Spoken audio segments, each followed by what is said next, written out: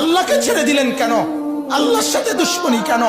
যে ছেলেটা সারাদিন একটা ওয়াক্ত নামাজ পড়ে না, যে বিবি একটা ওয়াক্ত নামাজ পড়ে না, যে মেয়েটা পর্দা করে না, তারে জিজ্ঞাসা করেন না যে মা সবার সাথে সম্পর্ক বজায় রাখো, মালিকের সাথে কেন দুশ্মনী?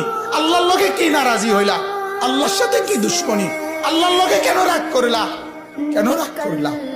এই বাপ, তোমরা যারা সেজদা করো না, তোমরা বলো না বাজান, বলো না এই দরদি ভাই চিৎকার করে বললাম, তুমি যদি বলো তোমার পায়ে ধরতে, আমি পায়ে ধরতে রাজি।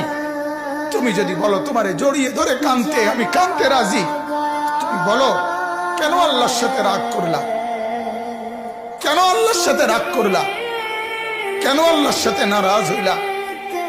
কেন সেজদা কপালে জুটলো না? কেন মালিকের সাথে সারাদিনের এত কিছুর বিনিময়ে আল্লাহ তাআলা একটা মিস কল দিলে